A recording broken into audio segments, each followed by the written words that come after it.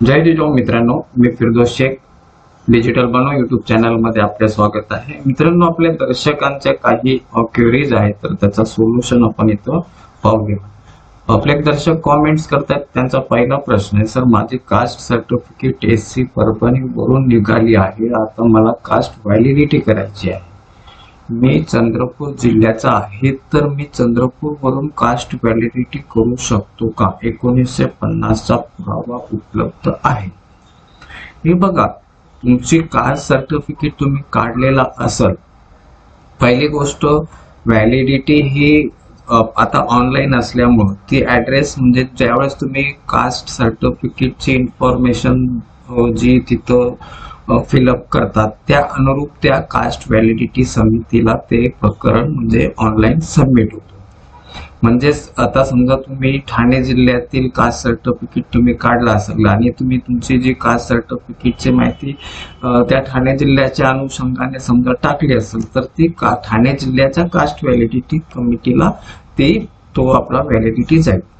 आता मेन काय आहे, 2012 च्या अगोदर कास्ट सर्टिफिकेट जो आहे तो तुम्ही राहत असलेल्या ठिकाणावरनं काढू शकत होता। म्हणजेच तुमच्या मानक दिनांक म्हणजे जो तुमचा नेटिव्ह आहे तिकडनं काढायची गरज नव्हती, ते तुम्ही राहत असलेल्या जिल्ह्यातनं म्हणजे तालुक्यातनं तुम्हाला कास्ट सर्टिफिकेट मिळायचं। परंतु 2012 नंतर हा नियम चेंज झाला।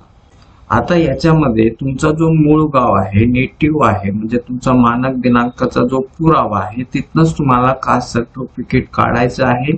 आणि तो कास्ट सर्टिफिकेट काढला तर तुम्हाला ऑनलाईन ज्यावेळेस तुम्ही सबमिट कराल तर तो तुमच्या जो कास्ट सर्टिफिकेटचा जो जिल्हा आहे त्या संबंधित जिल्ह्याला ती व्हॅलिडिटीचं प्रकरण जाते। आता हे बघा, शुअर करा पहिले तर तुम्ही जी तुमची व्हॅलिडिटी काढलेली कास्ट सर्टिफिकेट काढलेला आहे तो मानक दिनांकाचा पूर्वीचा असलेला तुमचा नेटिव्हला काढलेला आहे की नाही।